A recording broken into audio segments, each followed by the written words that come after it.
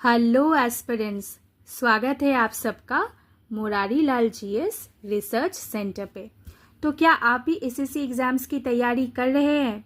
अगर आप SSC exams की तैयारी कर रहे हैं तो आपको बहुत अच्छे से पता होगा सिनोनिम एंड एंटोनिम कितना इम्पॉर्टेंट पोर्शन है एसएससी एग्ज़ाम्स के लिए। तो चलिए प्रिपरेशन को जारी रखते हुए आज एक नए प्रैक्टिस सेट के साथ विथ प्रैक्टिस सेट नंबर 7 हम लोग प्रिपरेशंस करेंगे सिनोनिम्स एंड एंटोनिम्स के। कैसे प्रिपरेशंस करेंगे? मतलब समझेंगे दिए गए वर्ड का, एग्जाम्पल के साथ मतलब समझेंगे, फिर दिए गए वर्ड का सिमिलर वर्ड्स को जान लेंगे एंड सिमिलर वर्ड्स के हिसाब से क्या एंटोनिम मतलब अपोजिट वर्ड्स बन सकते हैं उसे भी देख लेंगे। अगर आप इस चैनल पे नए हैं तो Murari Lal GS research centre को ज़रूर सब्सक्राइब करें। तो चलिए without wasting our time let us start practicing synonyms and antonyms with examples. So our first word is facilitate. Mark the spelling of the word facilitate. Facilitate. Facilitate का क्या मतलब है? Make something easy or possible. मतलब something मतलब मान के चलिए कोई वर्क आपको करना है तो जिस भी माध्यम से आप उस वर्क को करेंगे उसको इजी वे में करवा देना, पॉसिबल वे में करवा देना होता है फैसिलिटेट। आई होप आपको बहुत अच्छे से समझ में आया हो। अगर नहीं समझ में आया हो तो चलिए इसके लिए दिए गए एग्जाम्पल्स को देख लेते हैं। His role is to facilitate conciliation between the parties in dispute. मान के चलिए ये पक्ष ए है, पक्ष बी है। अब दोनों पार्टी में क्या चल रहा है?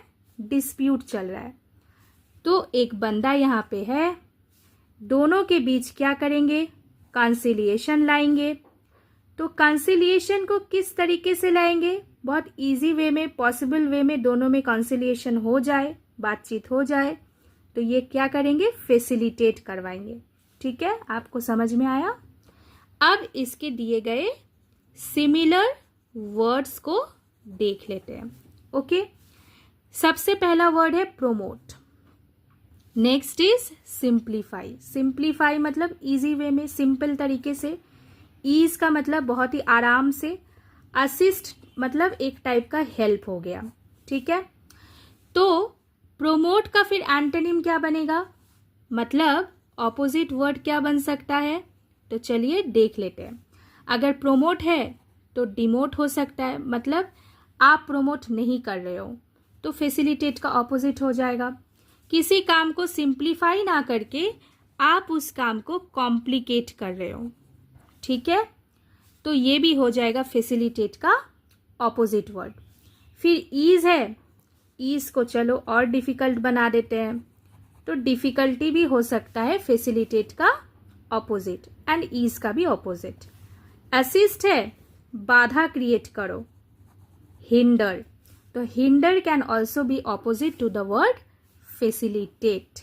तो देखिए एक वर्ड के साथ हम लोगों ने कितने सारे इंपॉर्टेंट सिनोनिम्स को भी समझ लिया और दिए गए एंटोनिम्स को भी जान लिया। अब देखिए इसमें और भी कई सारे वर्ड्स को मैं आपको करा सकती थी, लेकिन नहीं, चीज़ों को हम लोग सिंप्लीफाइड वे में करेंगे। आज 4 वर्ड सिनोनिम के सीखे तो इसी के 4 वर्ड एंटोनिम का भी हम लोग सीख चुके।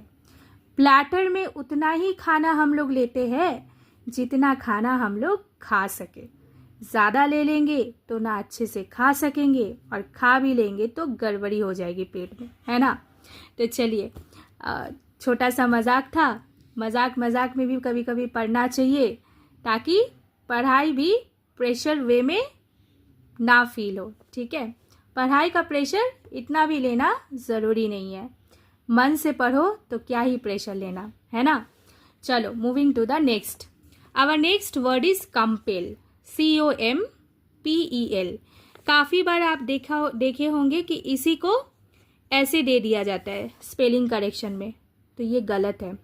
ठीक है, this is the correct spelling of the word compel. Compel का मतलब क्या है, जब आप किसी को ना फोर्स करते हैं टू डू समथिंग, कि भाई उसको वो काम करना नहीं है लेकिन आप उसको कंपेल करो कि ये तुम करो, ठीक है ना, तो उसे हम लोग कंपेल कहते हैं। ओके, अच्छा एग्जाम्पल के साथ समझते हैं। The rules will compel the students to abide by. देखो जब कभी भी हम लोग रूल सुनते हैं ना, तो कहीं ना कहीं हमें तो ऐसा फील होता ही है कि भाई हमें ये करना नहीं है फिर भी करना पड़ रहा है, लेकिन रूल्स तो आर नेसेसरी, ठीक है ना, रूल्स तो ज़रूरी है। कई कई जगह पे रूल्स होना भी बहुत महत्वपूर्ण हो जाता है। तो the rules will compel the students to abide by, rule है तभी स्टूडेंट्स उसको अबाइड बाई करेंगे, मतलब फॉलो करेंगे। समझ में आ रहा है? कोई मन ही मन चाहता है क्या कि मेरे ऊपर कोई रूल हो मैं फॉलो करूं, भाई फ्री मस्त घूमूं, पर ऐसा नहीं है। हर जगह का एक नियम होता है, रूल होता है, अगर उस रूल को फॉलो करवाना है तो कंपेल कहीं ना कहीं वहाँ पे सही बन भी जाती है, ठीक है ना। चलो सिनोनिम देख लेते हैं। सिनोनिम एक है फोर्स, दूसरा है कंस्ट्रेन, तीसरा है ऑब्लाइज एंड चौथा है कोर्स, ठीक है। अब इसके ऑपोजिट को भी देख लेते हैं। फोर्स, जब आप किसी चीज़ को फोर्स दे रहे हो मूवमेंट करने के लिए, ठीक है, मतलब एक टाइप का एक्शन वहाँ पे पॉसिबल हो सकता है।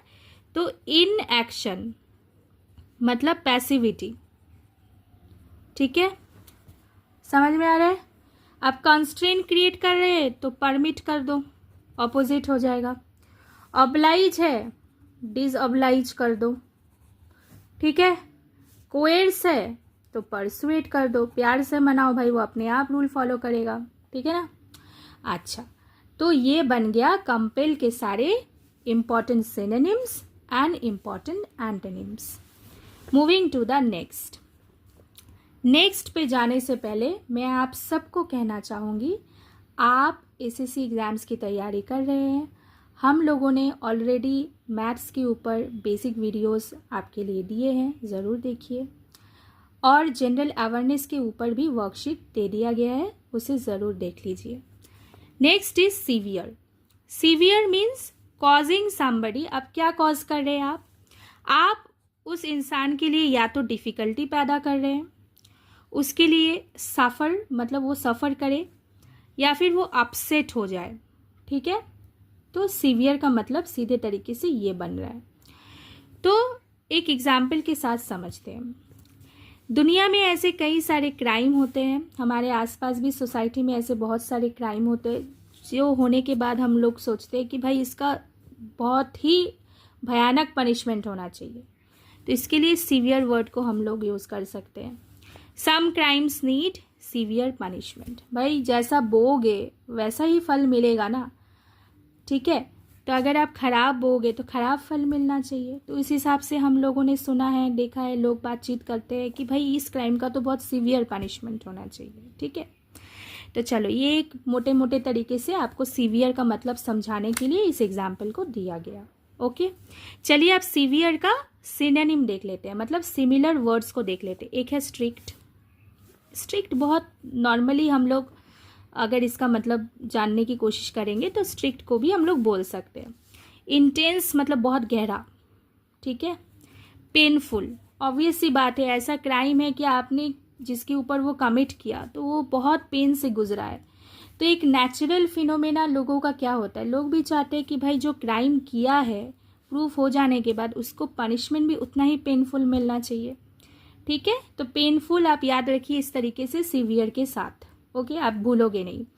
मैम हमेशा क्या कहती है, आप अगर सेट नंबर 1 to 6 तक पढ़े हैं और इतने सारे सिनोनिम्स जो बहुत अच्छी तरीके से आपको समझाए गए अलॉन्ग विथ एंटोनिम्स, तो आपने देखा होगा कि मैम हमेशा क्या कहती है, नो मेमोराइजेशन, ओनली अंडरस्टैंडिंग। समझो, चीज़ों को समझो तभी तो याद रख पाओगे, है ना। हाँ, या फिर आप ऐसे समझो कि आपको ऑप्शंस दिखेंगे तो आपको समझ में आएगा कि किस ऑप्शन को आपको सही टिक करना है, राइट। अब इसके एंटोनिम को देख लेते हैं। स्ट्रिक्ट है तो थोड़ा हल्का हो जाओ, लीनियंट, है ना। इंटेंस है तो मॉडरेट हो जाओ, समझ में आ रहा है आपको। पेनफुल है तो उसको पेन होगा ही नहीं, पेनलेस, क्लियर। देखो आपको ऐसे तरीके से मैं सिखा रही हूँ कि आप भूलोगे नहीं, है ना। पढ़ना तो ऐसा ही है कि भूलो नहीं। आपको भाई सीजीएल के लिए या फिर सीएचएसएल के लिए या किसी भी एसएससी एग्जाम की तैयारी करो, कितना कुछ आपको पढ़ना पड़ रहा है, तो इसके ऊपर क्यों इतना प्रेशर लेना। इसको भी हम लोग ऐसे तैयार करेंगे ना अभी से लेके एंड तक कि आपको कोई प्रेशर फील नहीं होगी। देखिएगा इतने सारे स्टॉक ऑफ वर्ड्स आपके रेडी है, ठीक है ना, along with synonym and antonym.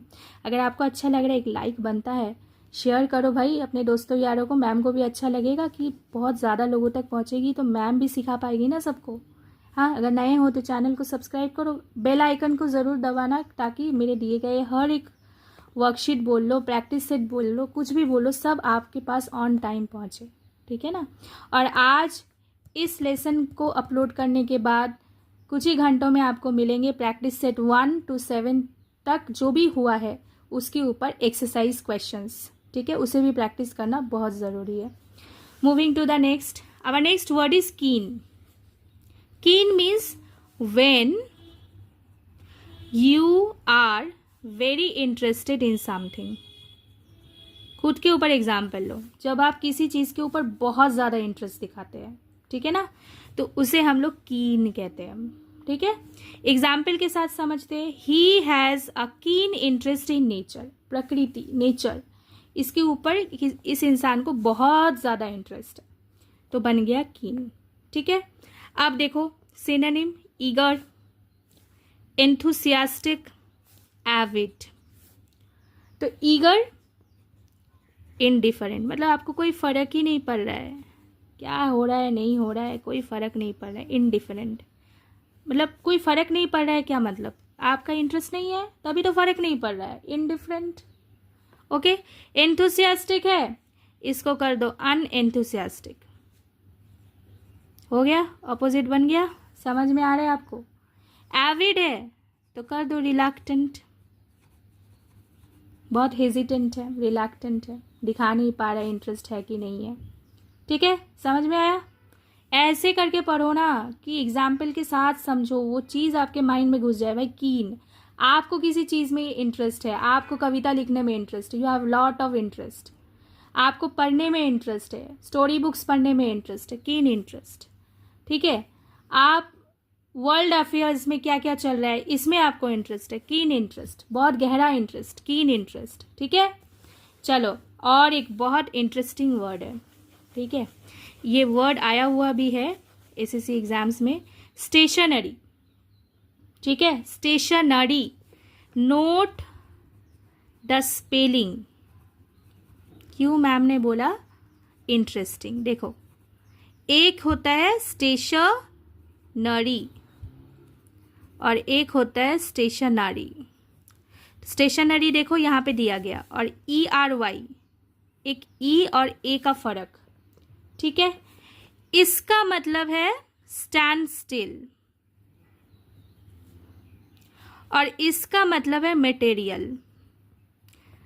हाँ, कैसे आप याद रखोगे, STATIONERY। आप बुक स्टॉल में गए, जाके एक पेन उठा के लाए, ठीक है, एक पेन लेके आए, पेंसिल लेके आए, रबर लेके आए, तो ये सब क्या हो गया, स्टेशनरी, ठीक है। अब आप एक बस को देख रहे हो, बस रुकी हुई है, तो स्टेशनरी, NARY। समझ में आया आपको, समझ में आया ना, कमेंट करके बताओ मैम को, मैम को भी अच्छा लगेगा। हाँ, और आप सब कैसे हो ये भी तो बताओ, तैयारी करते करते थक तो नहीं गए हो। Stationary meaning anything that is fixed, और स्टेशनरी NERY मतलब material, like pen, paper, rubber etcetera, ठीक है। एग्जाम्पल देखो, the train was stationary for an hour at the station. Station में ट्रेन रुकी हुई है 1 घंटा, स्टेशनरी NARY। ए और ई का फर्क समझ में आया हो ना, तो एक कमेंट जरूर बनता है आज मैम के लिए। सिनोनिम देखो, unchanging, stationary, unchanging, immobile, stopped, ठीक है। अब इमोबाइल मतलब not not capable of being moved. Clear हुआ है ना? क्लियर लिखो कमेंट पे। चलो अब इसका एंटोनिम देखो, ये अनचेंजिंग है तो कर दो चेंजिंग, ठीक है। ये इमोबाइल है, कर दो मोबाइल, ठीक है। स्टॉप्ड है, मूविंग कर दो। समझ में आया फ्रेंड्स आप सबको? अगर समझ में आया तो एक लाइक शेयर, अगर नए हो तो चैनल पे सब्सक्राइब कर दो, ठीक है। अच्छे से पढ़ाई करो, stay fit, stay fine, stay positive, okay. Have faith on yourself.